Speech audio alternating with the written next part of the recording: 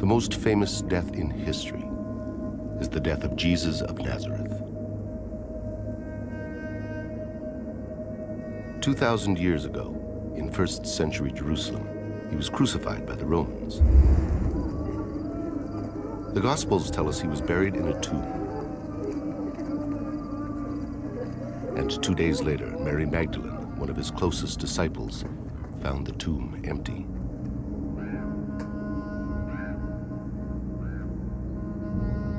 But according to the Gospel of Matthew, there was another story circulating after Jesus' death. And though the Gospel calls it a lie, it was rumored that Jesus' disciples secretly took their master's body, presumably to give him a permanent burial. If this is true, according to 1st century burial practices in Jerusalem, Jesus' body would have been taken to a rock-hewn family tomb. Given that he was crucified for insurrection, the reburial would have been done in secret by his closest disciples. Jesus' body would have been shrouded and left to decompose. 1 year later, his disciples would have returned, this time joined by his family for the final burial ceremony. Mary, Jesus' mother, would have attended the ceremony.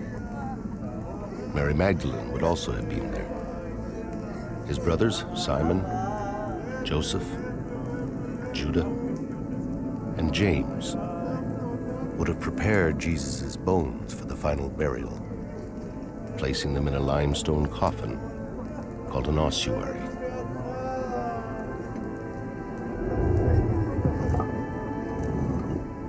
Jesus' name would have been inscribed on the side. His ossuary would then have been placed in a niche in the inner chamber, sealed away forever, deep inside his family tomb.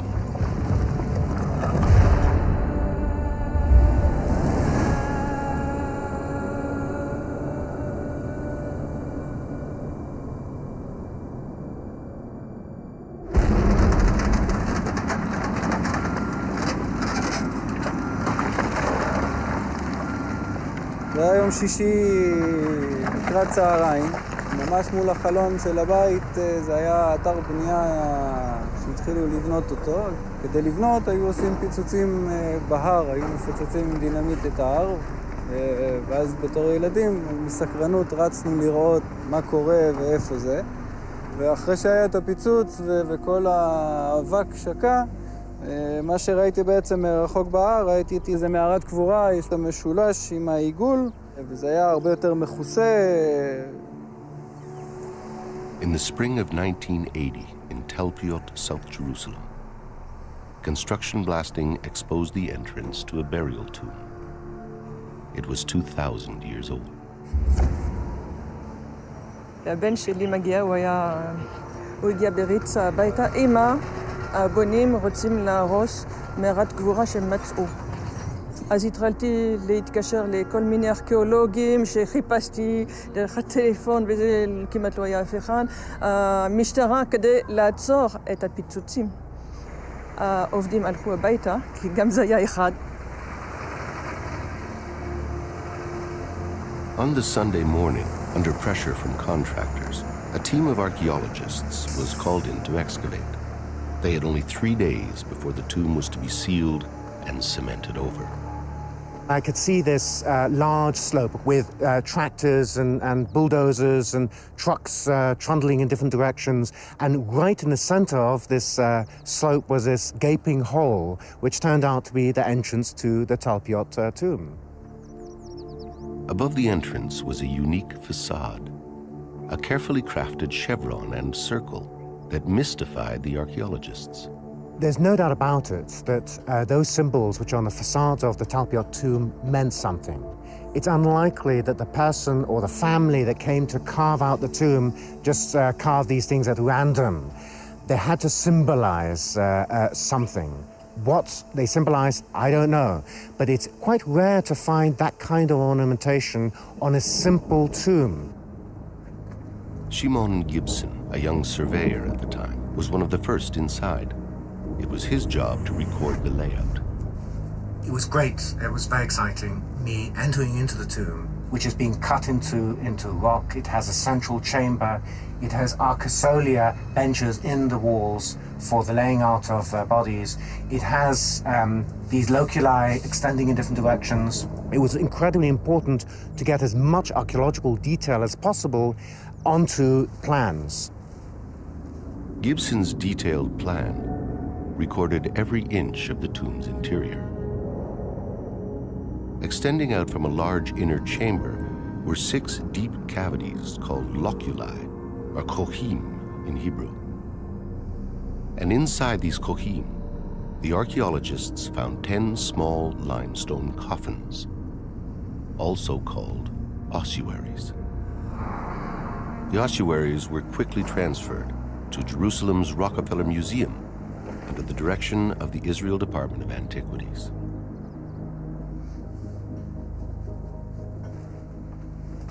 The bones and remains found inside were bagged and boxed and put aside for reburial. Certain decisions were made by the Israel Antiquities Authority that they would heed to the requests of the ultra-Orthodox Jewish community in Jerusalem and give over bone material which had been analyzed and examined by anthropologists for reburial. And then they began the process of cataloging the ancient bone boxes. By 1980, over 1,000 ossuaries had been found, but only 20% of them bore the names of the dead. Here it was discovered that 6 out of the 10 ossuaries had inscriptions. They are not monumental inscriptions. They're not intended to be seen and viewed by everybody, and they're not there to commemorate the dead.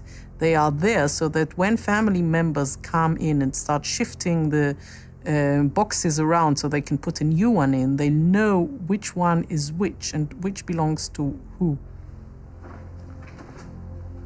The archaeological record shows that the custom of using ossuaries for burial in Jerusalem only lasted for about 100 years, ending around 70 of the Common Era when Jerusalem was destroyed by the Romans.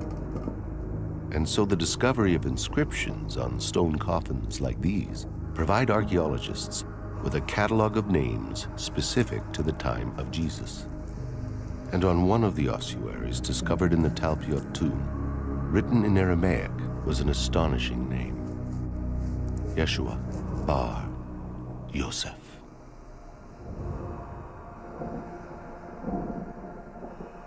Yeshua, or Jesus, son of Joseph. Yeshua bar Yosef. Now, when this was found, I think the archaeologists weren't too excited about it. The public would have been very excited, but they didn't hear about it. You found a Jesus, son of Joseph, ossuary? But it wasn't really talked about. Today, the Jesus, son of Joseph ossuary is in the hands of the Israel Antiquities Authority, or IAA, as are the rest of the stone coffins taken from the Talpiot tomb. Most of them have been locked away and stored in this massive warehouse. But why? We've assembled a team of scientists, scholars, and journalists to investigate the 10 ancient bone boxes and to find out why they've been ignored.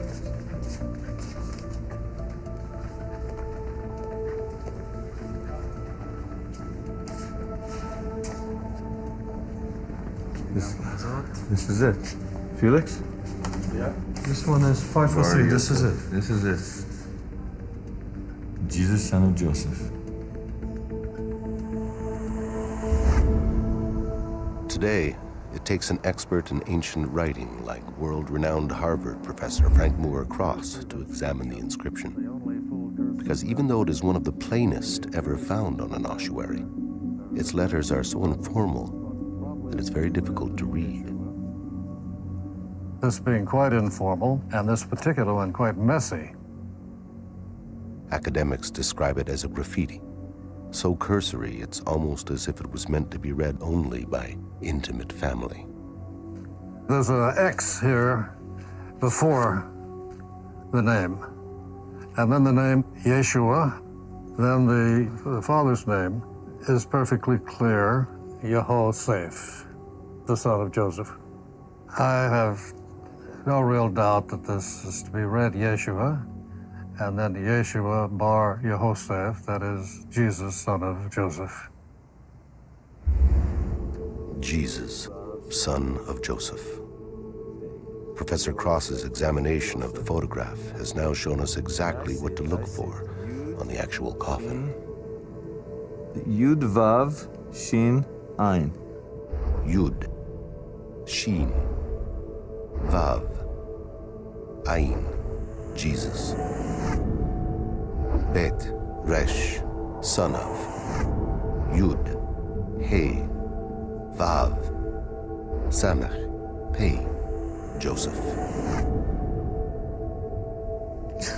Jesus, son of Joseph. It's quite amazing, eh? Amazing is not the word for it. Can this stone coffin be linked to Jesus of Nazareth? To answer that question, we have to examine all the archaeological evidence uncovered in this family tomb.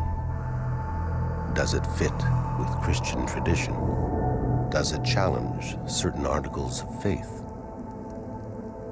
If the bones of Jesus were to be found in an ossuary in Jerusalem tomorrow, and without doubt, let's say they are definitely agreed to be the bones of Jesus, would that destroy Christian faith?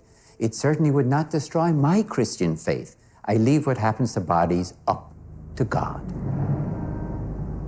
It seems that Christians can accept the possibility that the remains of Jesus were transferred to a family tomb. Thereafter, he could have risen and appeared to his followers as the Gospels report.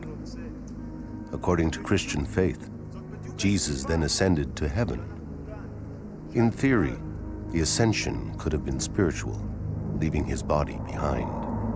In fact, those who take a strictly historical approach to the Gospels would expect to find Jesus' remains in his family tomb. When he's first buried, it's in a temporary tomb. And later, unless he somehow magically disappears and goes to heaven, which is a position of Christian faith, but if you're going to be historical and realistic, he would be put in a permanent place of burial as a good Jew, okay? Well, the tomb, you have to have a family tomb. The family tomb of Jesus. If the ossuary found in the Talpiot tomb, marked Jesus, son of Joseph, did at one time contain the mortal remains of Jesus, then all the ossuaries in that tomb would have to belong to members of the Jesus family. On the other 5 ossuaries reported to have inscriptions, we should only expect to find names from the family tree of Jesus. Jesus was the son of Mary and Joseph. But what many people don't know is that according to Christian tradition, he had 2 sisters, Miriam and Salome. And the Gospel of Matthew tells us he had 4 brothers, Simon, Judah, James, and Joseph. His adoptive father, Joseph, was descended from King David. But Joseph most likely died in Nazareth and would have been buried there, not in Jerusalem. Jesus' mother Mary, Maria in antiquity, was also of Davidic descent. But unlike Joseph, according to later Christian tradition, she died in Jerusalem. And within the same tomb as Jesus, son of Joseph, a second name was discovered. First of all, it's an ossuary found in Jerusalem. The ossuary is now housed in the basement of the Israel Museum. As you can see, the script is very simple. The Hebrew letters that create this name are Mem. Mem is for M. Reish, like R. Yud can be I or Y. And Hey, in Hebrew, it's like H in Latin, English. That makes Maria. Maria. And it's one of the rare examples of that name on ossuary in Israel. Maria, Mary, found in the same family tomb as Jesus, son of Joseph. Could this be the Virgin Mary's ossuary?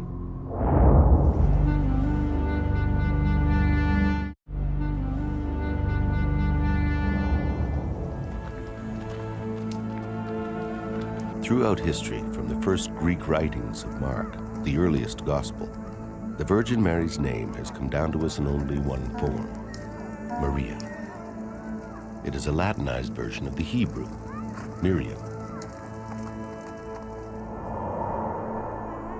After Jesus' death, Mary continued with his teachings and must have gathered a large following. In those times of religious transition, Roman converts also began to follow Jesus. And so as her popularity grew amongst his followers, Mary's name was Latinized. That is why the New Testament records her name as Maria. Written in Hebrew, the name Maria is very rare, but it's exactly what was found on the ossuary in the Talpiot tomb.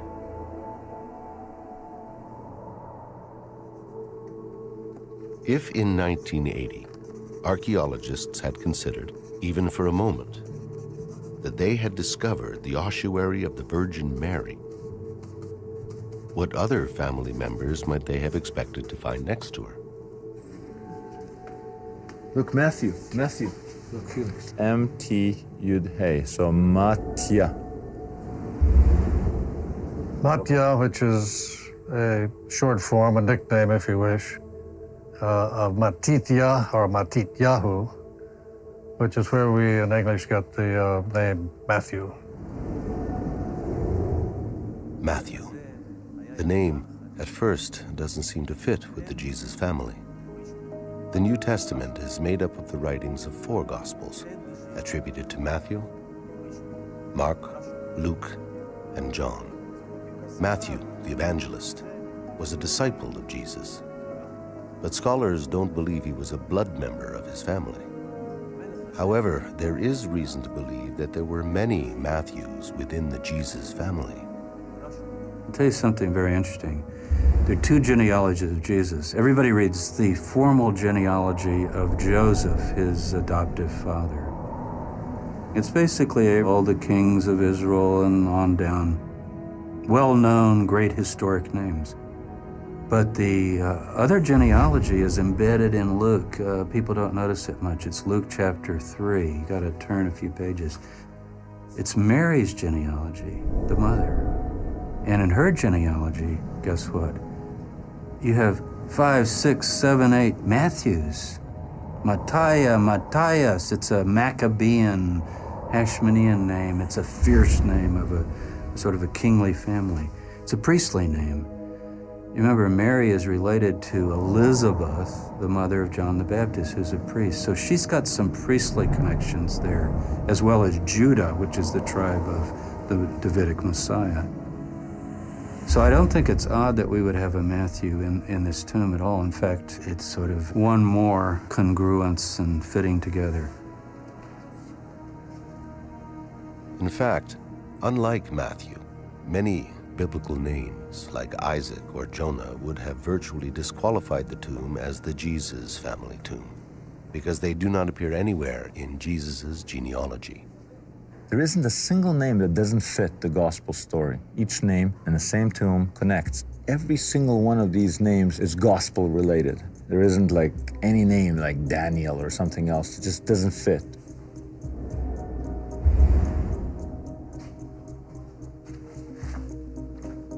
On 3 ossuaries, 4 names had been uncovered: Joseph, Jesus, Mary, and Matthew. And then on an ossuary found deep within the tomb, another name was discovered. This inscription says Yosa, with a hey in the end. It's a diminutive of Yosef. There is no question about it. As an ossuary inscription, this would probably be quite unusual. If I'm publishing in English, I say, okay, there's a Joseph. Well, there's not just a Joseph. It's Yosei. Now, In Hebrew, Yossi in Israel today is quite common. Yossi, Yossi, Joseph, like Joey. But Yosei you will never hear. And you didn't hear it in the ancient world either. The Yod, the E becomes a Yosei. Guess where we know that name? In the Gospel of Mark, Jesus has a brother. People don't all know that Jesus had brothers. Most scholars, the Roman Catholic Church says they were cousins, and other people they were stepbrothers. But most of the historians and the biblical scholars have pretty well now admitted Jesus had brothers. They're named in the Gospels, the four brothers, James, Joseph, Jude, and Simon. But the Joseph in Mark, only in Mark, our earliest Gospel, it's not Joseph, it's Yosei. Yosei, or Josie in English, was the brother of Jesus. But the Gospels don't tell us much more than that. He disappears after 3 brief citations. What happened to Yosei is a mystery. But if the ossuaries from the Talpiot tomb belong to the Jesus family, then Yosei has finally been found. Of all the ossuary inscriptions ever discovered, there is only one with this unique spelling of the nickname Yosei. Look, clear as day, it's Josie. And that's an incredible thing, because according to Jewish law, if someone has a nickname, you have to put their nickname on their tombstone or casket. And it's the nickname that appears here right next to Jesus, son of Joseph. The brother was known as Josie, not Joseph, and it's exactly in the same configuration right here. Josie, Yosa.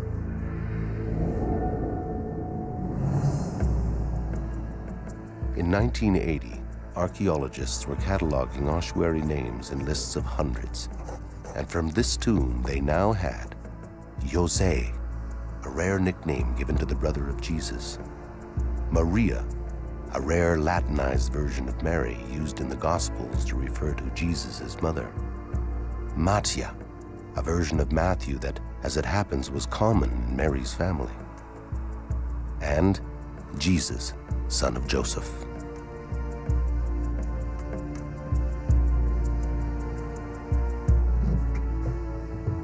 All found together in a family tomb, all cleaned and cataloged, all bone material reburied together, here in an especially consecrated grave outside Jerusalem.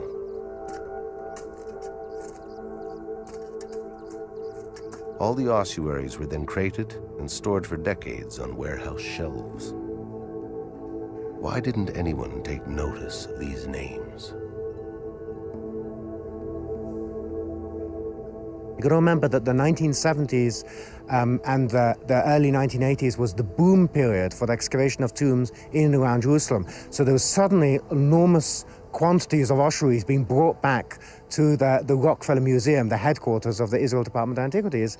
And these inscriptions were deemed to be common. These are the most common names among Jews in the 1st century Common Era. These are exceedingly popular names in the period. All the facts that we have is that there is a cluster of names that resemble many of the names that we find in the New Testament. The other fact is that we find these names in many other places. So suggesting that this tomb was the tomb of the family of Jesus is a far-fetched suggestion, and we need to be very careful with that. All the tombs around Jerusalem, unfortunately, with construction, are slowly getting exposed and in some cases destroyed. So it's not so far-fetched that a construction crew would have uncovered the tomb of Jesus. It can happen. I think we have to consider it. While the statistical probabilities have been argued, they have never been examined by statistical experts until now. André Feuerberger is a professor of mathematics and statistics. From ossuaries and other sources, he's gathered every name known from the time of Jesus. By noting how often each name occurs, he can statistically evaluate the names discovered in Talpiot. One of the things that's fairly interesting about this particular tomb site is that from a lay point of view, if one looks at the specific names that occur in the cluster, and if one focuses just on the names individually, one can very well come away with the impression that there is nothing the least bit unusual about this particular cluster. But the correct way to analyze this is to look at all of the names in unison. According to statistics, if we were on a crowded street in ancient Jerusalem and called out the name Jesus, 4% of the men would most probably answer. If we were to call out the name Mary, 25% of the women would probably respond. They were both common names. But what Feuerwerger explains is that if we were to call out for a Jesus with a father called Joseph, a mother named Mary, and a brother called Jose, the odds that such an individual would respond are quite low. From a statistical point of view, we don't actually look at the incidences of the individual names where we say that each one of them is a very common name. We look at the way in which the factors combine with each other. So, sure, a father by the name of Joseph is not a rare name. A son by the name of Yeshua is not a rare name. But when you combine those two together, it's rarer. So it really is a possibility that this particular tomb site is in fact the one of the New Testament family. It is a possibility that I think needs to be taken seriously. Taking the possibility seriously means that we must try to uncover more evidence. And one way to do that is to find the Talpiot tomb. But more than 25 years ago, the tomb was reburied, sealed, and cemented over. A huge complex of apartments was built on top. Even if the tomb can be located, it may well be impossible to get into it, sitting under meters of concrete and foundation. Poring over architectural plans decades old and cross-referencing the IAA archaeology reports, our team believes they've discovered the underground location of the Talpiot tomb. The Talpiot site is perfectly situated halfway between ancient Jerusalem and Bethlehem, the two cities most important to Jesus and his family. It would have been an ideal location for his family tomb, considering that surviving members would have traveled from both cities to visit the burial site. If you think about it, it's perfect. It's right between Jerusalem over there, where Itai is, and Bethlehem is over there. This is where, if I was a member of the Jesus family, this is where I would want to be buried, okay? So we know that there's a tomb right over here, right? Our research shows that in 1980, 2 tombs were discovered on the Talpiot site. The roof of the second tomb had been partially destroyed by construction, but it was sealed up again and not excavated because of time constraints and pressure from religious groups to keep it undisturbed. The archaeological reports show that this second tomb is 20 meters north of tomb number 1. The apartment blueprints show that tomb number 1 is located under a patio and beside a bedroom wall. This, we believe, is the tomb we're looking for. Now, we know that one of the tombs is under the patio. We know that there's pipes coming out. That's where you come in. There's some potential. Crude IAA sketches suggest that both tombs may have had access pipes installed before building continued above them. It's common for pipes like these to be added at the request of rabbis in response to the Orthodox belief that spirits need a clear passage from a tomb. We're gonna go down however many feet it is till we hit bottom. I mean, once we're down there, if the drawing is accurate and we've got that curve in that pipe, the camera's gonna go down the curve, we're gonna see what's there. My concern is that those pipes are bogus, that whoever built it just built pipes there to make rabbis happy. Oh yeah, the souls can move, and there's nothing there. Ideally, you stick your camera down that thing. Yes. Confirm that there is a tomb, that there's a space in between the tomb and the bedroom, if you will. I don't know how deep it goes. We cut a hole in the bedroom wall, boom, we're in.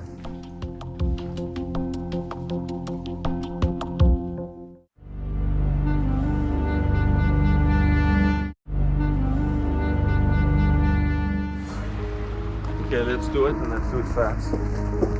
Neighbors getting interested in what we're doing. We've obtained permission from the tenant to give us access to the Talpiot apartment we pinpointed in the blueprints. You know, I can't believe anybody would live over a tomb anyways. I don't know where it is. We've only been given 2 days. It's over here. Come on.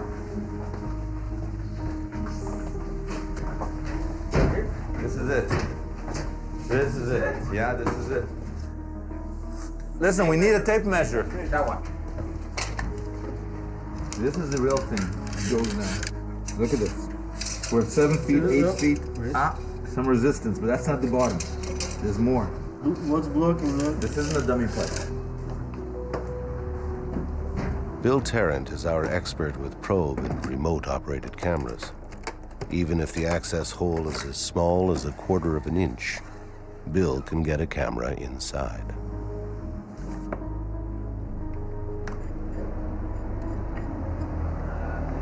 Okay, where do you go? This is the video probe. Very light, and you see your face in it. Look at how clear that is. See, the camera's in the tip, the light's in the tip. Yeah. We're gonna see wherever this camera's pointed. That's what we're gonna see. What can it do? It's articulating. It'll move in all directions. Yeah. That'll be able to keep us in the center of the pipe so that we can actually look and see what we're doing. Okay. Very good. So I'm gonna center it, and I'm gonna insert it into the pipe. Okay. Okay, tape is rolling. Let me take a look. So watch it with you. I'll move the camera as we go down. Try to keep it in the center. See how we're going down? It's still pretty clean, and we're moving down. We're down about 10 feet. No debris. What's that color change? It's changing color because it looks like they use different color pipes when they put this thing in. How long is your camera? 25 feet. Oh, I see something. Not good. Not good. See that there? It looks like some sticks. I see plastic and I see some It's not good. wooden pieces, some debris or something. You know what? This is a pretty serious blockage you got here. Sure. This is not good. No. I think people are reluctant to think that you could come upon the Jesus family tomb. And yet, there's Caiaphas, the priest who had Jesus crucified. His tomb was found by a bulldozer south of Jerusalem a few years ago.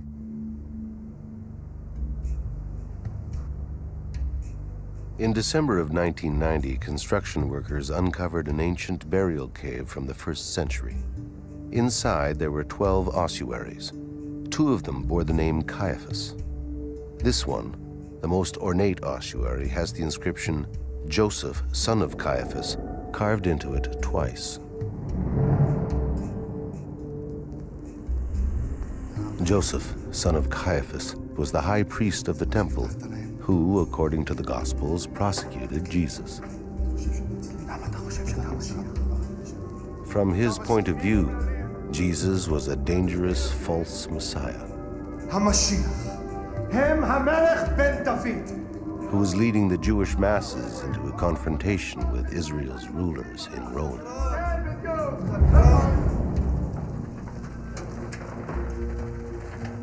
The Caiaphas ossuary was found, so it's not as though no famous, you say, well, it couldn't be anybody. No matter what we find, couldn't be anybody important. Why not? It seems to me there's a double standard. You said that Caiaphas is, in all probability, the high priest who prosecuted Jesus according to the Gospels. Whereas this entire cluster is dismissed, well, these are just common Jewish names. I mean, how are you so convinced that this is the Caiaphas? You find more ossuaries in that same tomb, less fancy, with the name Caiaphas, not Joseph, son of Caiaphas, but with the name Caiaphas on it. So it's definitely the tomb, as all tombs were, of a clan.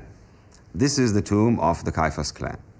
One of them could have been, should have been, Joseph, son of Caiaphas, the one that we know from the New Testament. And the adornment on the ossuary shows you very clearly that it is of a different standard. So, a fancy decoration convinces you that this is the Caiaphas of the... Caiaphas is not that common name. It's not as common name as Jesus, Joseph, John, or Mary. It is a rare name. It's a name that we know from both Jewish sources and from the New Testament. And it is good in dating and timing for that period, and it could be that one. The fact is that we have never found anywhere else an ossuary with the name Joseph, son of Caiaphas, anywhere else. On the other hand, you have a whole bunch of unique things. Yosa, which you find in this tomb, and that specific variation of the name you only find in the Gospel of Mark as a brother of Jesus. Only in this tomb, no other, as rare as Caiaphas. In fact, rarer, because in the Caiaphas family tomb, you found several Caiaphases. Yosa appears once, period, out of all the thousands of ossuaries that have been found. Yet nobody says, in all probability, that's probably the brother of Jesus of Nazareth. Nobody does that. The fact that the probabilities in Caiaphas are very high does not say in all certainty that this is the one. There was no inscription inside saying, I have crucified Jesus. We don't know for 100%. We never know for 100% in archaeology. But the experts do seem 100% comfortable connecting some ossuaries directly to famous names in the Gospels, as long as they steer clear of the Jesus family. At the fifth station on the Via Dolorosa, the path Jesus walked carrying his cross, we find a dedication to Simon of Cyrene.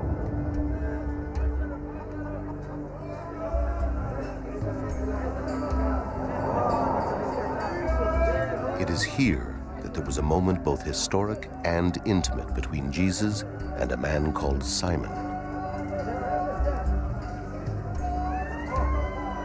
According to the Gospels, Jesus stumbled en route to the crucifixion, and Simon, who was visiting Jerusalem from Cyrene, helped him carry his burden.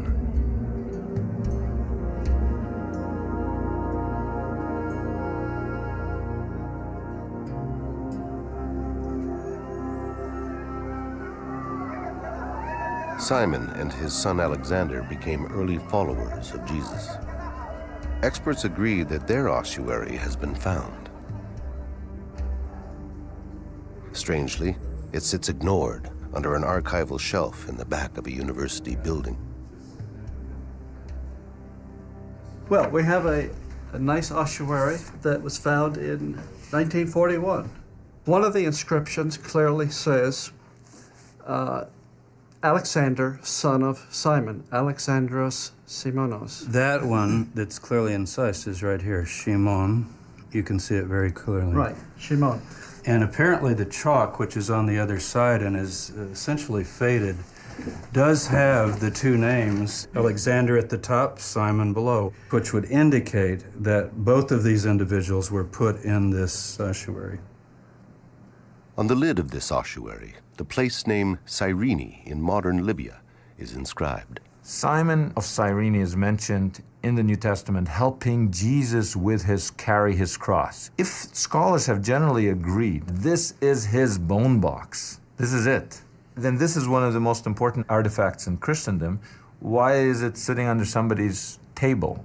Part of it is that it was found many years ago, in 1941. That was long before there were even popular magazines on biblical archaeology for the layman.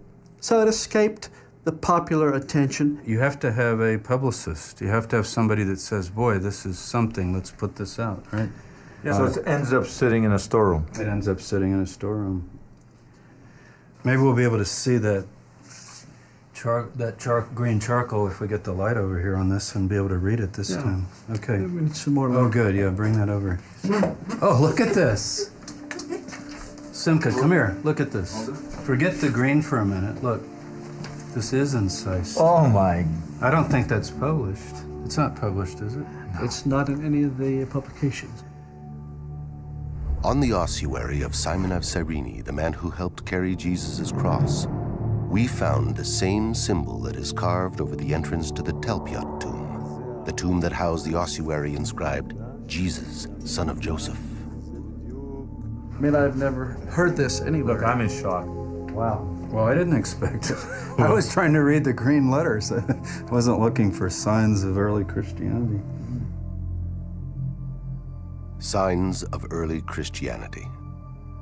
Is this a symbol that predates the cross? Is it possible that the symbol marking the Talpiot tomb became the symbol of the Jesus movement. It is if the tomb belongs to Jesus and his family. Nothing, look, nothing. It's So not what going do anywhere. we give it? Anything move? And I think it's the plastic.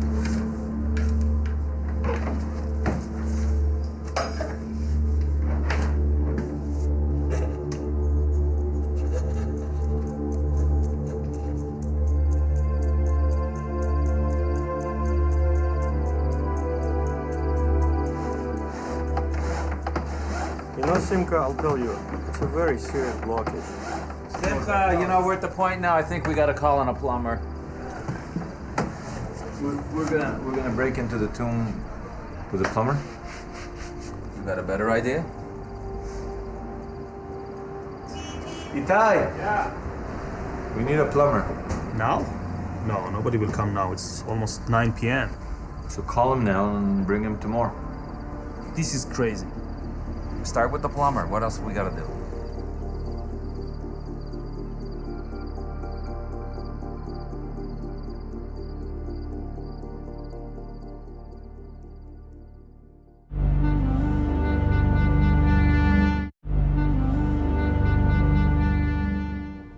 Over 25 years ago, archaeologists discovered 4 ossuaries linked directly to Jesus and his family. Then, on a 5th ossuary, they uncovered another inscription. The inscription has 2 parts. The second part reads Mara, while the first part is a diminutive of Mariamne. And although no one had ever seen this name on an ossuary, it was translated as just another version of Mary. Mary, also known as Mara.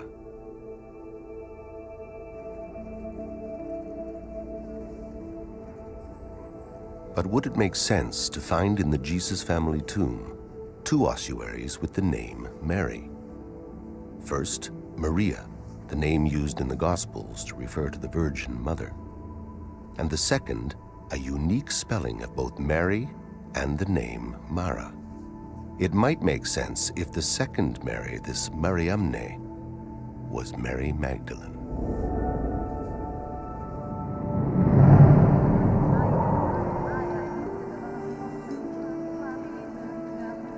Mary Magdalene comes down to us in the New Testament as not just a name, but a name and title.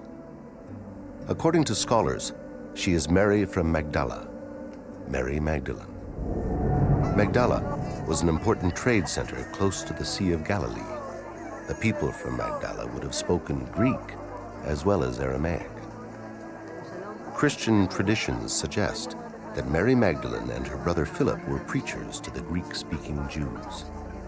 And it's quite likely that Mary Magdalene's family and followers would have written her name in Greek. The Mariamne ossuary is the only one found in the Talpiot tomb with a Greek inscription. Let's say in this very tomb of Talpiot, the second Mary was clearly identifiable as Mary Magdalene, let's say. Right. What would be your reaction then inside this cluster? It would be fascinating and certainly draw much more attention and raise many more questions, but it isn't. We don't have Mary of Magdala in that tomb. If one of the ossuaries had said Mary Magdalene, I would say wow, and I would be a lot more impressed. If it will be written Maria coming from Migdal or Maria Magdalena, I would say very interesting. If the Mariamne inscription could be connected to Mary Magdalene, it would be more than interesting. It would be statistically compelling because we could create a combined probability equation for the Talpiot cluster that includes Mariamne. What happens when you do that is that the individual probability factors, even though they're not terribly small in any one particular case, when you multiply them all together, it actually starts to build up a picture that the overall thing that you've seen is actually a very rare event. Because Feuerberger takes a conservative approach, He eliminates Mattia altogether, since he is not a known member of Jesus' immediate family. Feuerwerger also divides the probability outcome by 4, so as to compensate for any unintended biases in the historical data. And he further divides the number by 1,000, representing all first-century Jerusalem tombs. By the end, his model concludes that there is only one chance in 600 that the Talpiot tomb is not the Jesus family tomb, if Mariamne can be linked to Mary Magdalene. But can she? One of the most famous tales associated with Mary Magdalene is in the Gospel of John, where Jesus stops the stoning of a woman punished for adultery.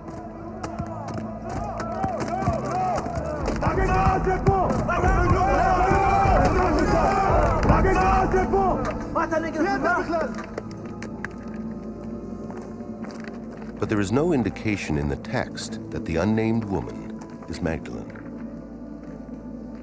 It's a later Christian tradition that has linked the adulteress to Magdalene, just as it has linked her to the tale in Luke of another unnamed woman specifically labeled a sinner who anoints the feet of Jesus.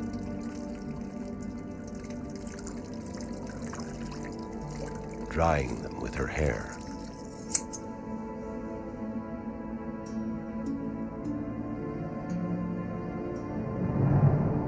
Today, scholars believe that Mary Magdalene and the 2 unnamed women in Luke and John are all different women. The tradition of linking Mary Magdalene to these so-called sinners can be traced back to a turnaround in the church of later centuries, when women were excluded from being consecrated as religious leaders. Previous to that time, women were ordained. And in many early Christian writings, Mary Magdalene is highly respected as a missionary. I think that Mary Magdalene was an extremely important person in the Jesus movement. So important that I think, this is my opinion, I know I'm not representing anybody else in this, but I think that she actually is the real founder of Christianity. Mary of Magdala was a major apostle on a par with Peter at the time of Jesus. But later, after the New Testament, we say she's a prostitute. So the opposition to Mary of Magdala inside the New Testament and after the New Testament is the surest proof for me that she was very, very important. The strong leadership displayed by Magdalene would have been regarded as suspect by an evolving, male-dominated church. So from the 2nd century, when church fathers began suppressing dozens of early Christian writings, the church rejected 2 texts that held Mary Magdalene in highest regard: the Gospel of Mary Magdalene and a text describing her brother's ministry, the Acts of Philip. For centuries, only fragments of these texts remained, and some sections had been considered lost forever.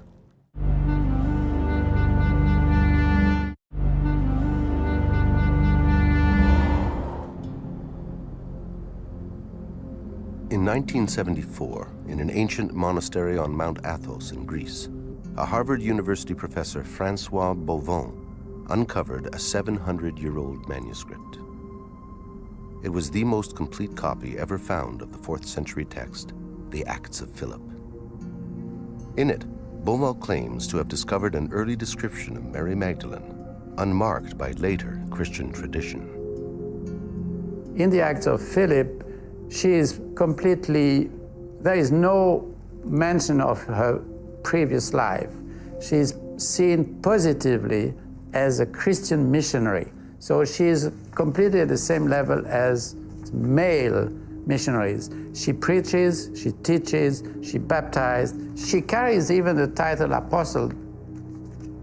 If in the early Christian movement Mary Magdalene was an apostle, then the unique alias Mara on Mariamne's ossuary could be pointing to something extraordinary. In Aramaic, Mara means master. Mara, the master. Even today, if you go to the Armenian quarter, the archbishop or one of the priests would be like Mar Samuel or Mar whatever, Lord, Master. You can still hear it. So it's a sign of respect for a rabbi, for a teacher, related to the Mara, the Lord, the Master. It is clear in the Acts of Philip that Mary Magdalene is respected as a preacher, baptizer, and apostle, strong and faithful, and close to Jesus. It would make sense then for her followers to refer to her as Mara, Master. But what about the spelling of the first name in the inscription, the unique Mariamne, never found before or since on any other ossuary? In the Acts of Philip, Mary Magdalene's name is spelled M-A-R-I-A-M-N-E,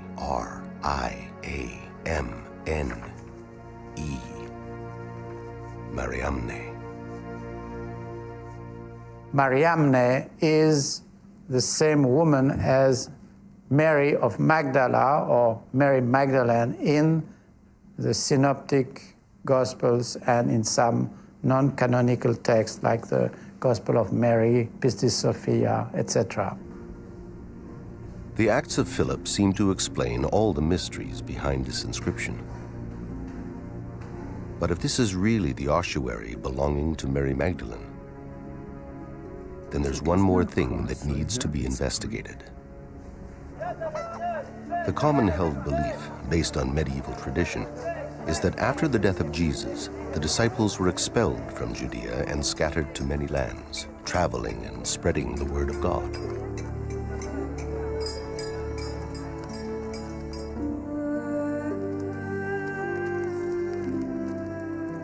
After some time, Mary Magdalene ended up in France, where she spent the last of her days. Following this later Christian tradition, it would be impossible to discover Mary Magdalene's coffin in Talpiot, Jerusalem.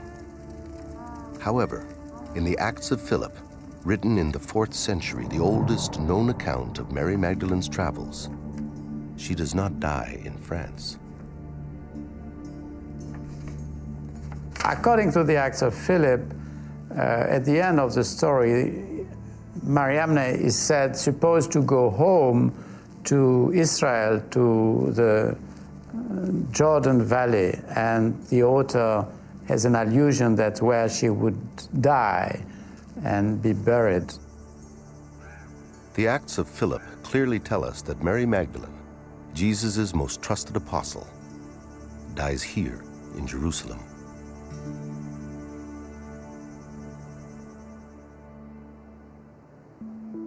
Would it really be that implausible to find her buried beside Jesus in the tomb of the Jesus family?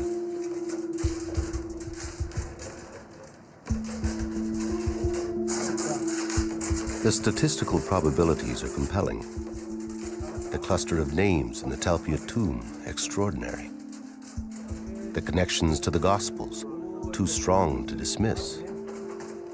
Armed with this new knowledge, our team may now be able to uncover new clues inside the Talpiot tomb, if we can just get inside.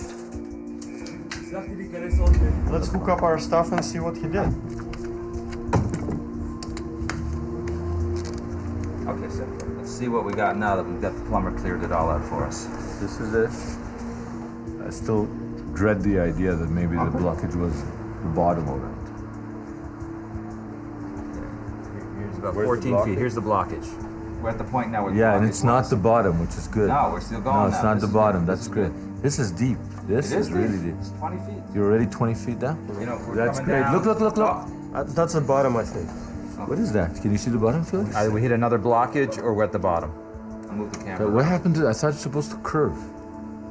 I'm going to switch the camera. Let me pan around, see if we can find something. Can you? We don't see anything. I'm panning left. I saw. Wait, Yeah.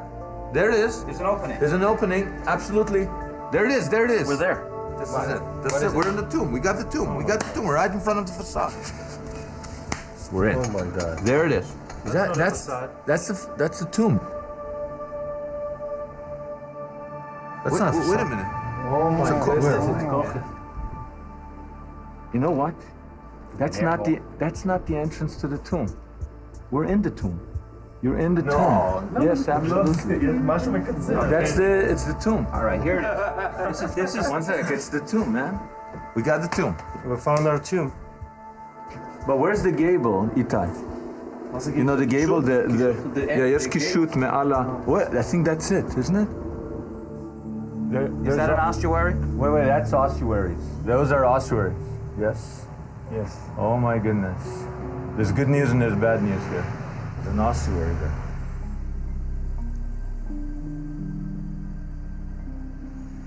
Well, what does that mean? Well, it means we're in the wrong tomb. Our tomb is empty. so what are we gonna do? It's the We're wrong in the tomb. wrong tomb, man.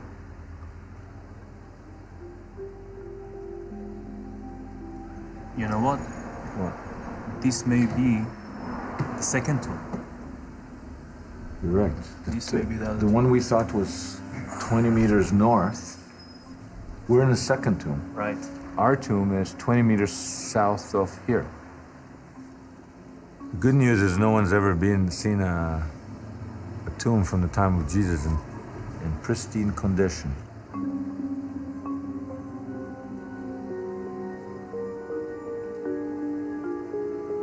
Although we found ourselves in the wrong tomb, perhaps these finely crafted ossuaries, so close to the Talpiot tomb, are somehow connected to Jesus or his followers. Hey? So what's next? We gotta find the tomb. The Holy Family tomb. Gotta be looking 20 meters south. It's gonna be on the other side of this building. It's this way. Where are you going? Where the heck are you going? South, that's the parking lot. Shouldn't be a big deal. South is south.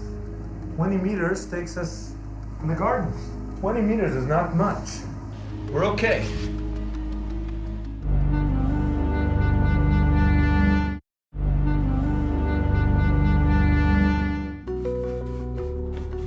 In 1980, the IAA cataloged 4 of the 10 ossuaries from the Talpiot tomb as bearing no names. But these ossuaries were far from plain. Several displayed ornamental rosettes on their sides. And on the rear panel of the ossuary cataloged 80-506, they found a large cross mark. Okay, look at this. Look at it, Felix. Some kind of mark. It looks like a cross to me. It looks like a cross. But this cross mark was immediately dismissed as a mason's mark. It is theorized that mason marks were scratched onto ossuaries by the coffin carvers as signatures, or marks indicating how lids should be aligned to boxes.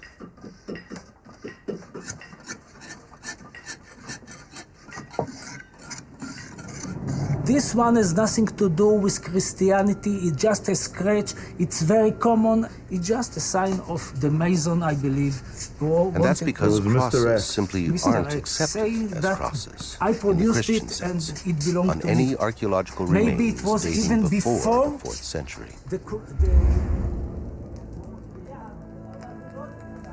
The common belief among archaeologists and historians is that there is almost no archaeological evidence of early Christianity until the 4th century, 300 years after the death of Jesus.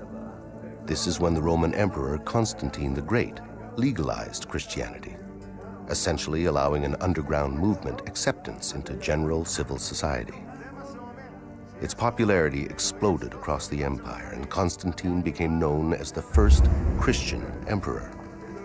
But it's hard to believe that an early Christian movement, strong enough to last 300 years of persecution and then sweep the Roman Empire, would have left no archaeological evidence of its existence before its legalization. You know what? I noticed out of the corner of my eye Yeah. a cross inside a circle. What is that? That's great. I love that question because this is not a cross.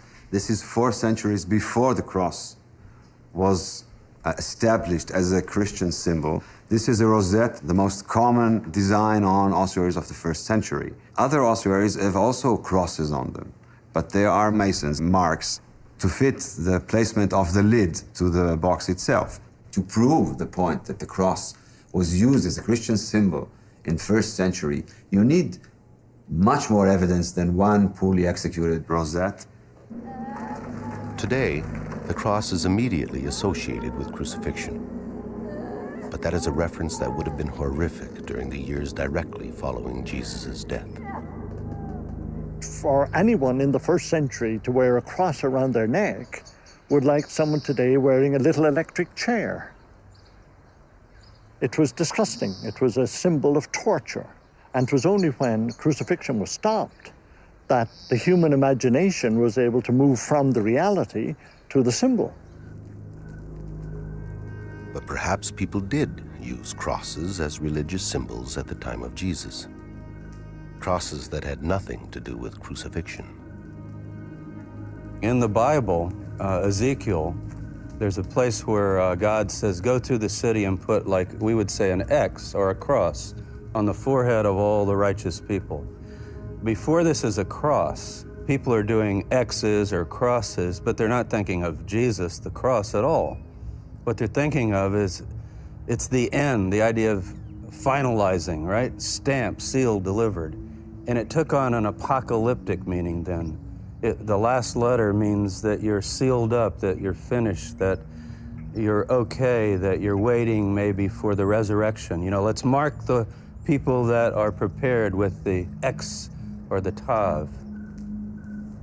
The Tav, the last letter in the Hebrew alphabet, or Tau in Aramaic. In the book of Revelation, Jesus declares, I am the Alpha and Omega, the first and the last, the beginning and the end. Alpha and Omega are the first and the last letters in the Greek alphabet. Jesus would have declared, I am the Aleph and the Tau, as he spoke in Aramaic. And in his time, the symbol Tau was drawn as a cross.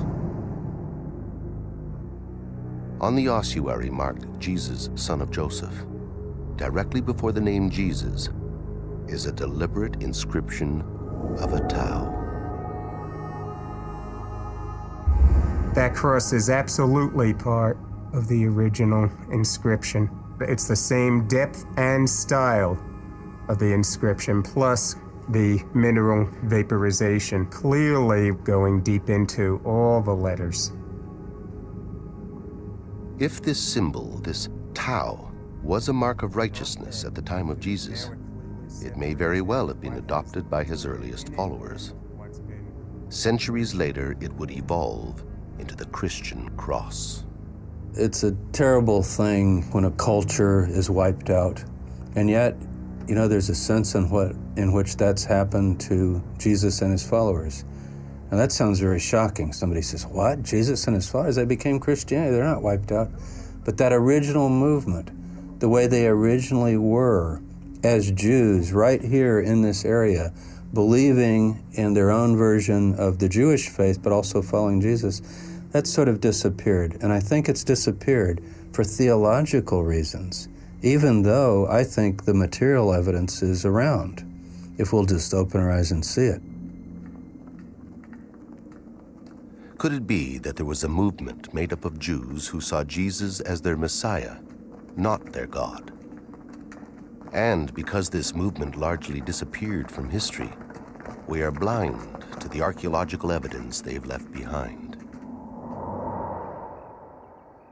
If there is evidence for this movement of Judeo-Christians, the logical place to look for it is here. According to tradition, this is the view Jesus had when he walked up the Mount of Olives and gazed upon the Jewish Holy Temple. Where the Muslim gold dome of the Rock now stands was once the Holy of Holies. There the Ark of the Covenant was housed. According to Luke, Jesus looked at the temple, foresaw its destruction, and wept. Where he wept is here, Dominus Flevit, a holy site on which Franciscan monks built this monastery in 1891. This spot would have been the perfect place for a Judeo-Christian cemetery. Overlooking the temple, they were sure Jesus would come back to rebuild. That's good. In 1953, while renovating, the Franciscans discovered a 2,000-year-old cemetery. This ancient necropolis was partially excavated by a well-known archaeologist named Bellarmino Bagatti. Bagatti claimed that these ossuaries belonged to some of the earliest followers of Jesus.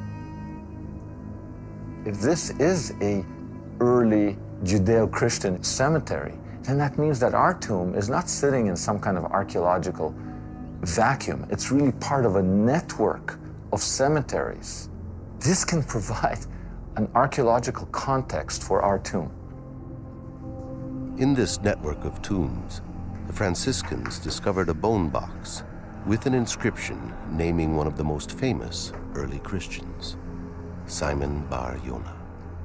Now, I don't know if everybody will recognize that immediately, but Jesus said to Simon Peter, who's venerated later as the Pope and the head of the church, "You are Simon Bar Jonah, blessed are you, Peter." See, his name is not Peter, that's a Greek word. His name is Shimon, Shimon Bar Yonah.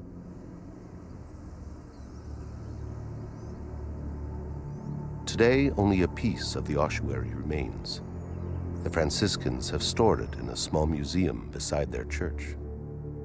It bears an indisputable inscription, the only one ever found spelling the name Simon Bar Yonah.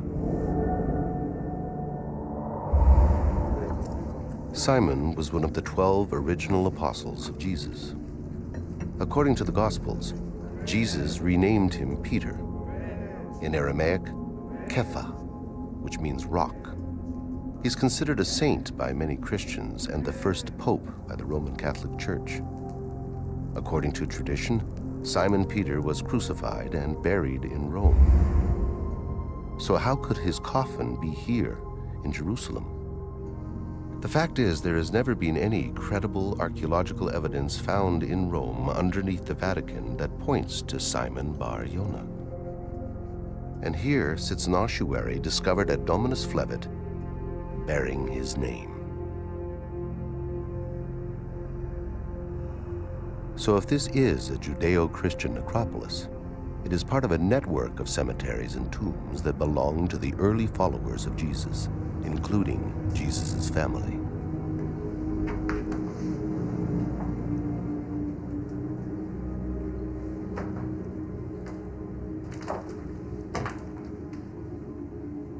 Okay, you're not gonna believe this. What? You're not gonna believe it. I'm imagining it. Can you see? Now I see. It's a symbol from the tomb, on an ossuary. This is incredible because the angle and the thing is identical. It's identical. And the dot inside. The dot is deliberately inside. The inverted V with a dot in the middle, the symbol from our tomb, right on an ossuary from what is suspected an early cemetery of the followers of Jesus. To find this symbol displayed on an ossuary here, in the necropolis of Dominus Flevit, directly connects it to what is believed to be some of the earliest evidence of Christianity. As to who may have been buried in this ossuary and whether or not he knew the Simon of Cyrene who displays the same markings on his bone box, or the Jesus son of Joseph whose tomb has been emblazoned with the same symbol, we can only speculate.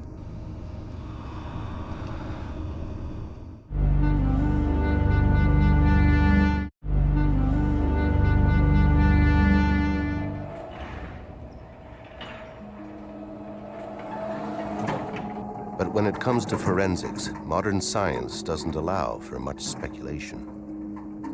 By studying ancient DNA in bone fragments and human residue left behind in ossuaries, scientists can now determine familial relationships between the various people in the Talpiot tomb. Stephen Fan is the director of the Center for the Study of Early Christianity, and he's assisting Stephen Cox, a forensic archaeologist from New York State. They have discovered valuable material inside the ossuaries inscribed Mariamne and Jesus, son of Joseph. Inside this ossuary, we've got some material that's adhering to the surface of the stone in a very interesting circular pattern.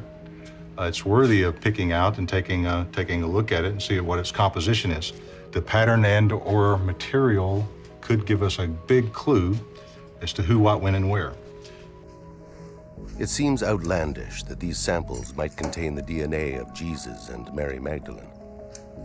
But if there's enough material, these tests may shed a new light on Jesus and his family. So this is sample 80-500. The samples have been numbered and sent to this DNA lab in Thunder Bay, Canada, one of only 5 labs in the world that specializes in ancient DNA.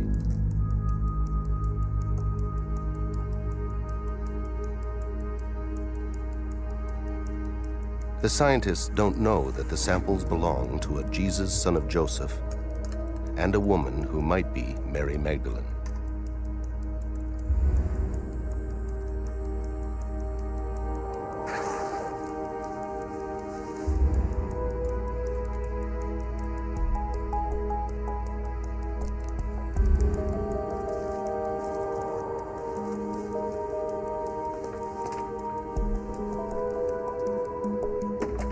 If these bone samples truly do belong to Mary Magdalene and Jesus of Nazareth, we would expect the tests to show that they are not genetically related. We would expect to find DNA representing 2 individuals with no familial ties. And that would be an extremely rare discovery in a family tomb. Unless the individuals were husband and wife. Okay, so we received the samples that you sent up, and when we first examined them, they didn't look very good, very dry, very desiccated, very small and very fragmentary. And so for that reason, it was going to be very difficult for us to do the analysis. We then went on to start to process the samples and try to understand the quality of the DNA. Is it going to be viable for analysis? In this particular case, we found the DNA was fairly degraded, fairly damaged. And for that reason, it limits what type of work we can do. The question now, is there enough DNA material to create a significant profile?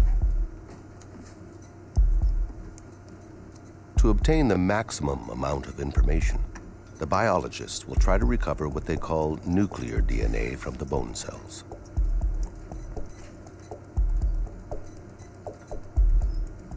The extraction analysis showed that nuclear DNA was very difficult to recover. We have then focused on the mitochondrial DNA. The mitochondrial DNA, being inherited from mother to child and maternally inherited, means that we can only identify those types of relationships.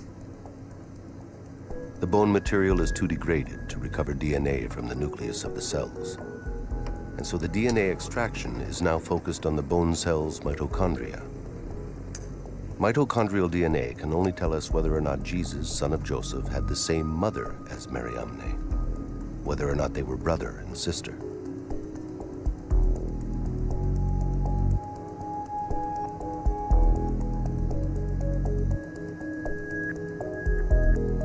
If the biologists cannot recover mitochondrial DNA from the bone cells, the test will have to be aborted. And we will never know the true relationship between Jesus and Mary Amne. We have indeed been able to achieve results. We got the mitochondrial DNA. It was very fragmented, very small amounts of DNA. We were able to amplify it, we were able to sequence it.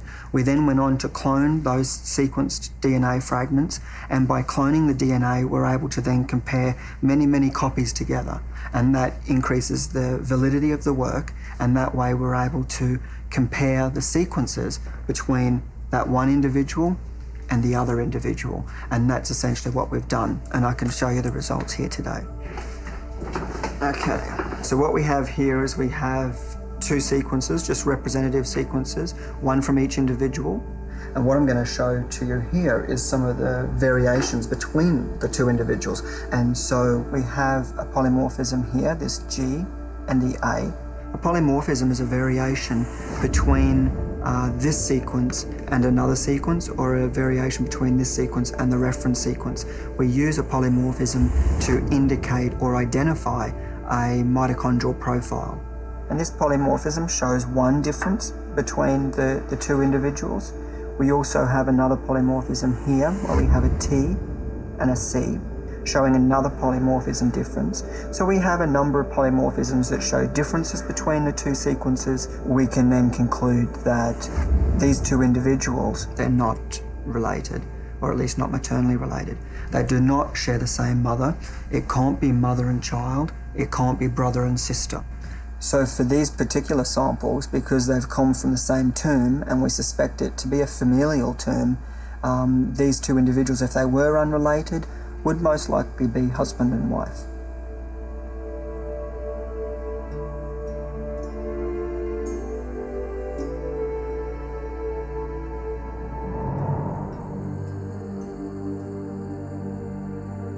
For centuries, people have speculated on Mary Magdalene's relationship to Jesus. Mary Magdalene appears with more frequency than other women in the canonical Gospels, always a close follower of Jesus. Her presence at the crucifixion and Jesus' tomb is consistent with the role of a grieving wife and widow. And so perhaps Jesus and Mary Magdalene were married, as the DNA results from the Talpiot ossuaries suggest.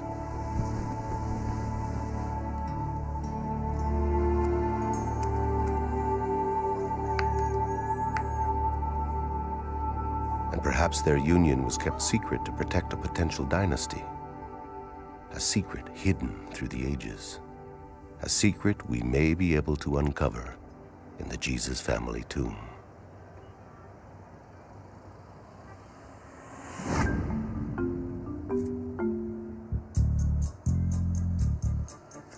We've finally been able to contact one of the original builders of the Talpiot apartments. Ephraim remembers the tomb, but is a little hazy on its exact location. It's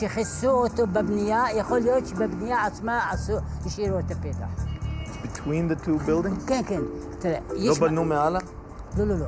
ואתה זוכר שזה לא שם ולא שם? לא, זה בין שני הבניינים האלה. Okay, he says it's right between these two buildings. Let's try. Between the apartment complexes is a large garden with high terraces, and it's in this area that Ephraim states the tomb is located. לא, רק בקיר הזה. מאחוריי? אז אולי פה. בוא אני אבדוק. But on which terrace is the question? אתה לא תוכל להחזיק מעמד. לא טוב. זה יש דלת של מערה. לא רואה כלום. מה זה האבן החומה? הצבע החום. The neighbors begin to take an interest in the search and point out an inconspicuous cement slab on the lower terrace.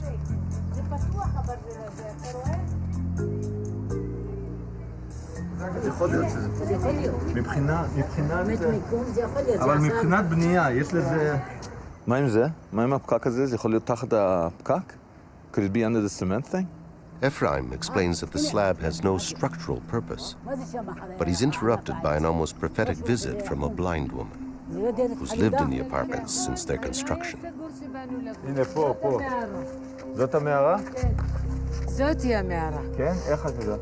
איך את יכולה להיות כל כך בטוחה? מה זה? אני זוכרת אותה.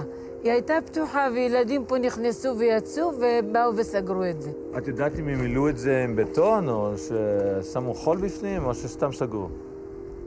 נראה לי שהם רק סגרו את זה. זהו, ואת בטוחה שזה פה, כן? פה, 1,000,000% שזה פה. 1,000,000% certainty. That's all we needed. If we could remove this inconspicuous cement slab,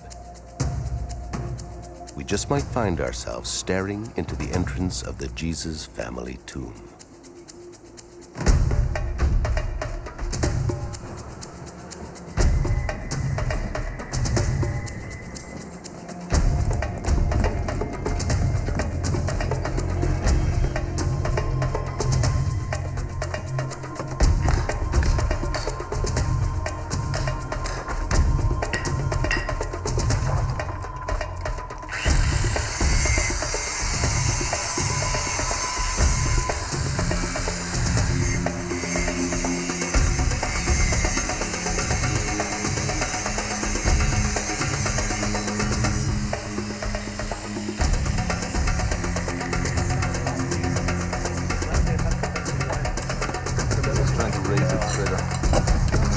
Okay, now how do we do this? I need everybody to help, right? Felix, you realize we're rolling a big stone. No, okay.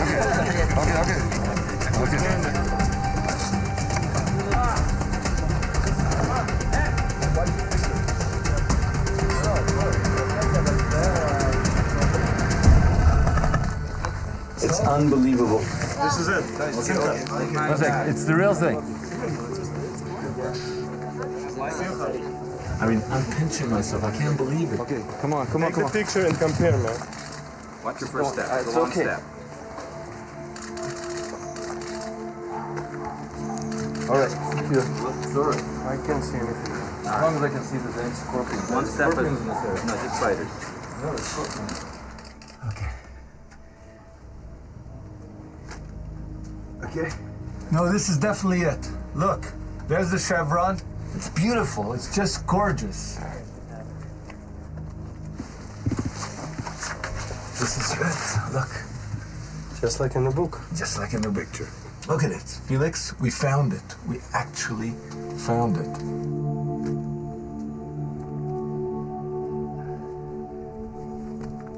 I'm going in. Okay, let's do it.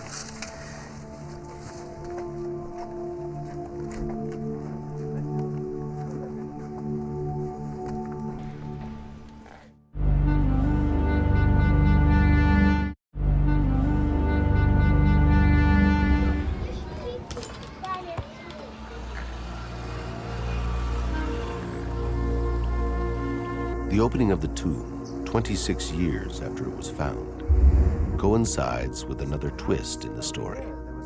One of the Talpiot ossuaries has disappeared. Counting these, 1, 2, 3, 4, 5, 6, 7, 8, 9, 10. We have 10 ossuaries here. Each. But the visits to the Bet Shemesh warehouse have turned up a strange error in the records. I went to the storerooms of the Israel Antiquities Authority in Bet Shemesh. They provided me with this computer sheet, which indicates that from this tomb there are 9 items. It says here quite clearly, number of items 9, and it has the description of these ossuaries and where they're located in the storerooms. Somehow, somewhere, one of the Talpiot ossuaries went missing. And it is with this missing ossuary that a new mystery begins. Perhaps the ossuary was stolen. Maybe a worker at the site in 1980 had light fingers. Ossuaries can fetch fairly high prices in the antiquities market. And in October 2002, a chalky limestone ossuary surfaced from a private collection. It bore the inscription, James, son of Joseph, brother of Jesus. Oded Golan, a well-known collector, stated that he had bought the ossuary from an Arab antiquities dealer in the old city of Jerusalem decades before, but had been unaware of the significance of the inscription. It was among the first ossuaries that I have in my collection. I didn't put any special attention to this ossuary because the 3 names which are mentioned on the ossuary, which are Yaakov, Yosef, and Yeshua, are very common name in the 1st century. And therefore, I couldn't even think that it could belong to the family of Jesus. And at the same time, I never knew that Jesus had a brother or siblings of any kind. After Jesus' death, his brother James took over his ministry and gathered a large following as the undisputed leader of the Jesus movement. Later Christian writings tell us that he was respected by early Christians as well as the Jewish Pharisees. And 1st century Jewish historian Josephus spends more time on James than on Jesus. But just like his brother Jesus, it was fear of his religious popularity and influence that led to his death. In what was widely viewed as an act of judicial murder, the temple high priest Ananus condemned James and had him executed in Jerusalem by stoning.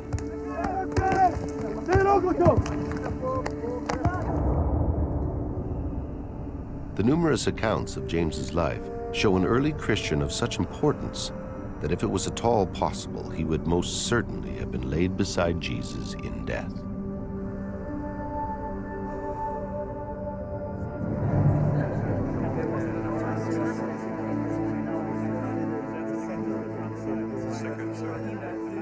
It wasn't until 2002 that a highly credited scholar viewed Oded Golan's collection and suggested that the James ossuary might belong to the family of Jesus of Nazareth. And so began what is now a famous controversy, a battle of scholars and science over the authenticity of the James ossuary. The James ossuary, where did it come from? The collector who owned it, Oded Golan, well publicized, says he got it around 1980. Sometimes he said before or after, but hey, around 1980. Our tomb was discovered in 1980. There's a missing ossuary. The Israeli Antiquities can't find it. Now, maybe they'll find it in the back of a warehouse, but I checked the dimensions. I was just curious. The missing ossuary was cataloged, it's just gone. The dimensions of that ossuary are the same as the James ossuary. Now, a lot of people have concluded, experts, that the James ossuary is a forgery, but nobody says it's all a forgery. And the position now of the Israel Antiquities Authority is that it originally said James, son of Joseph. I would be fine with that. I mean, you think about it. We've got these 6 names. If the James, son of Joseph, forget brother of Jesus. See what the ossuary says, James, son of Joseph, brother of Jesus. Some people say, well, the brother of Jesus, maybe that was added. It wouldn't matter. Obviously, it'd be the brother of Jesus. You got a Jesus, a Joseph, a James, son of Joseph, if it were from this tomb. Now, we're speculating, but the time is right, the name is right, and that, I think, would really make it fairly clear that this is the Jesus family. But what would it take to determine whether the James ossuary originated in the Talpiot tomb? The date and the recorded dimensions are extremely suggestive, but it's the patina that should prove the case one way or another. Over time, in a tomb, minerals and sediment accumulate on ossuaries.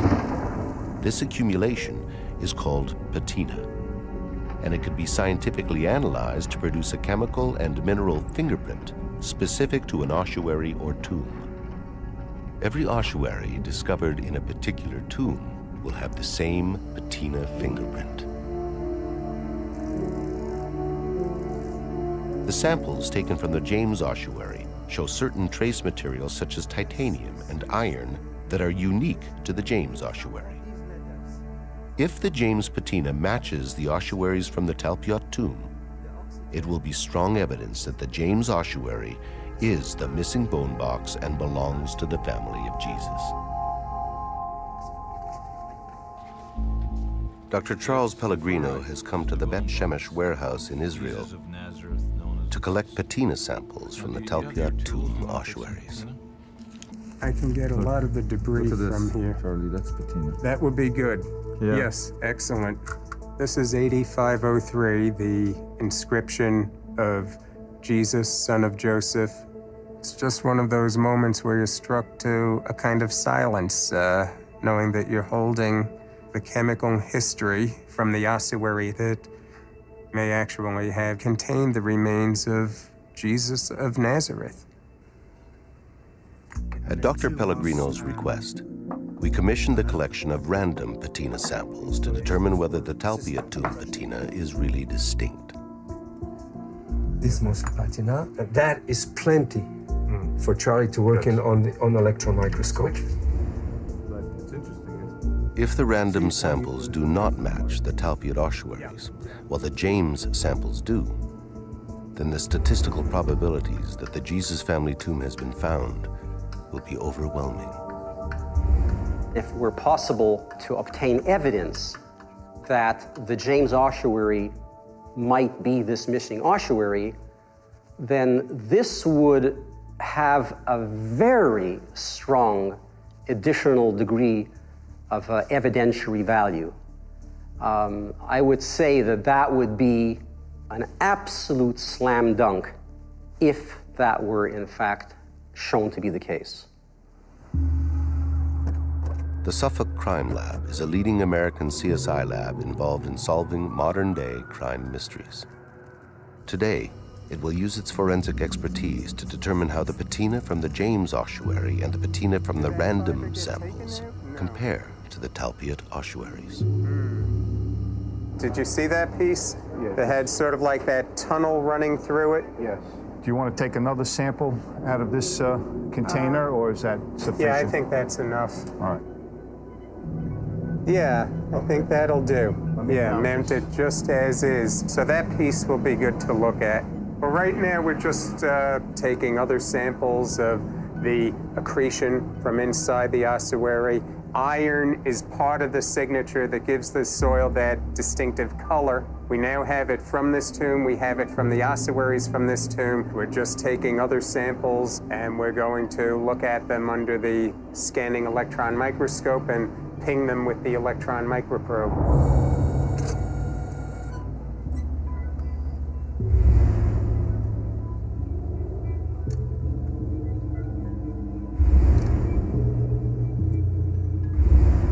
What we're looking at here now is the spectrum of the patina sample that we just analyzed.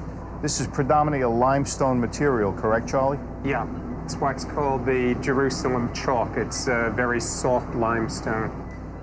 But what I find interesting is the small trace materials that we are locating here, as opposed to the general limestone properties that you would expect to find. We're noticing iron, titanium, potassium, phosphorus, magnesium. So far, the elemental composition that we analyzed with this particular section of patina is consistent with the trace materials that we found in the James ossuary. The signature is the same. It matches. The patina samples from the Talpiot tomb match with the James ossuary. But what about the random samples? As it turns out, none of them match Talpiot. The same chemical and mineral spikes as that of the Talpiot tomb are exhibited only by the James patina. This is key evidence indicating that the ossuary inscribed James, son of Joseph, brother of Jesus, is the missing ossuary from the Talpiot tomb.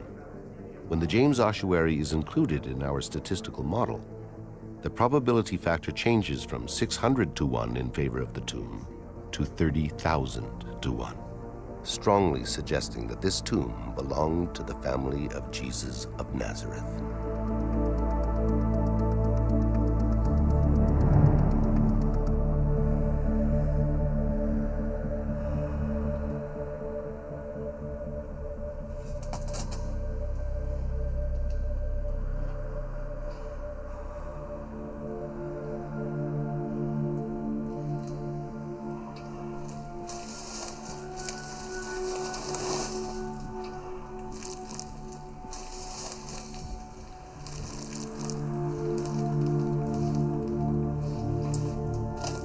Oh my God. Oh my goodness. Awesome, isn't it? Yeah.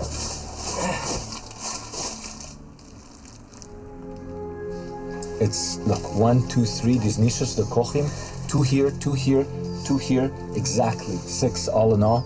Look, 2 death niches where you lay out the body, Jesus' body, Mary's body would have been there. Look at this. And then look over here, eh? This is it. This is absolutely a jewel of a tomb. Look at it, it's pretty deep, man.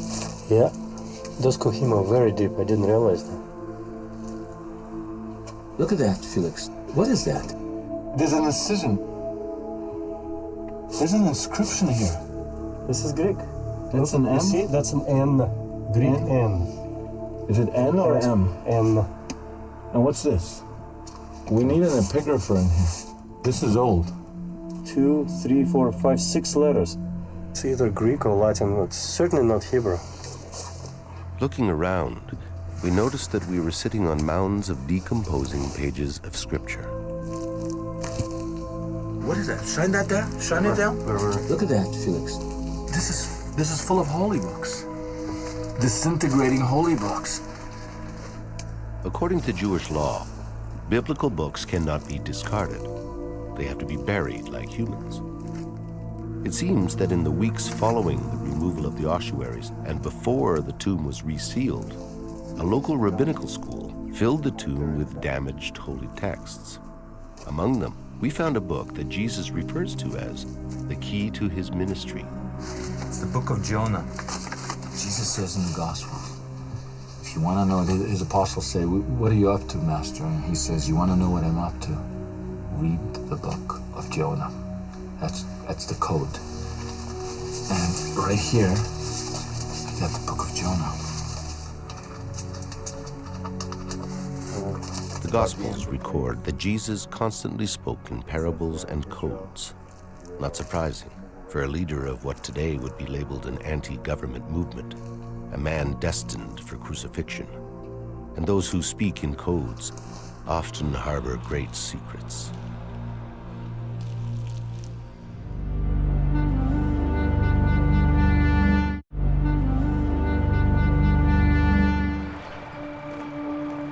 During the rushed excavations in 1980, archaeologists removed from the Talpiot tomb the last ossuary with an inscription. The ossuary belonged to a child.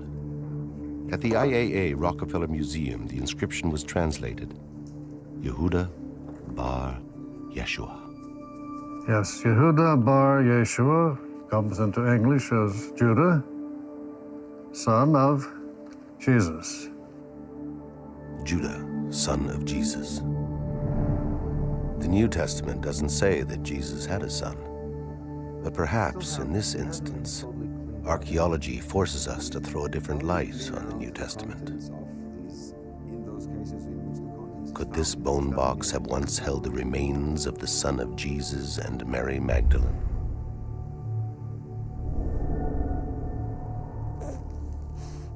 If Judah was their son, his existence would most certainly have been kept secret.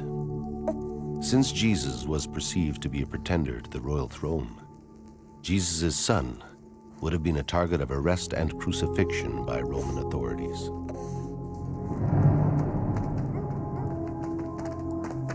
It was a time of great persecution. Anyone associated with Jesus' ministry was threatened. His cousin, John the Baptist, beheaded. James, the brother of Jesus, stoned to death. Simon, another brother, crucified. If they were parents, Jesus and Mary would have known that leaking knowledge of the birth of their child would have put the child at terrible risk. So perhaps the unnamed beloved disciple referred to in the book of John is actually the son of Jesus.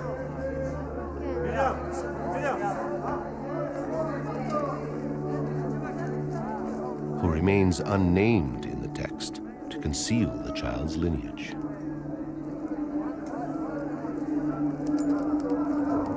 In John 19:26, Jesus asks the beloved disciple at the base of the cross to behold his mother.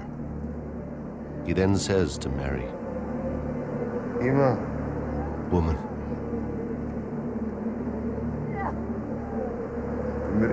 behold your son."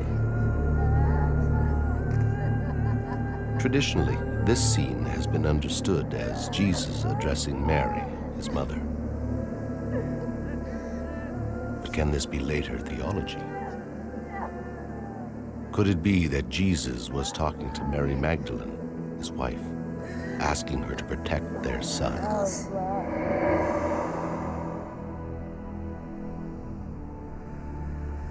On the other hand, maybe the fact that there was a son in the Talpiot tomb means that the Jesus found in this tomb is not Jesus of Nazareth. Accordingly, we would have to believe that living around the same time, in the same place, there was another Jesus, who also had a father named Joseph, and two close male relatives named James and Jose, and two women in his life, one called Maria and the other Mary Amne.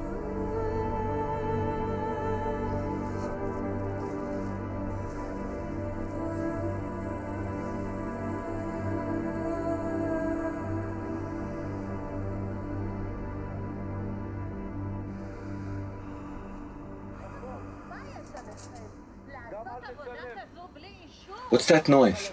I think they're getting upset that we're in here. I'll go talk to them.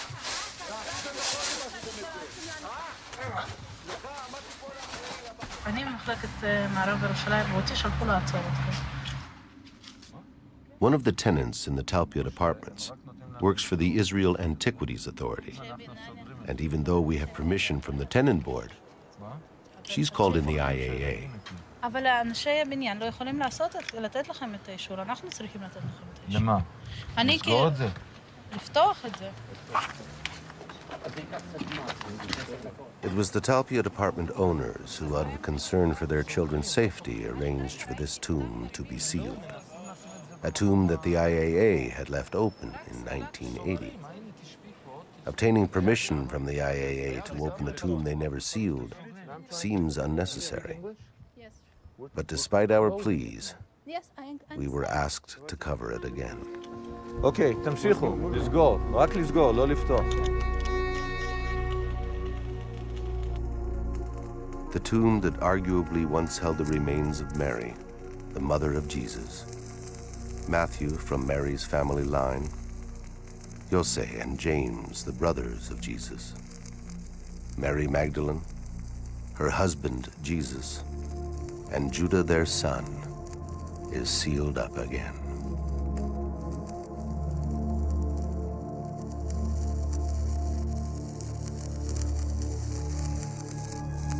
Who knows what secrets are still inside, and for how long they will be kept hidden under the Talpiot apartments.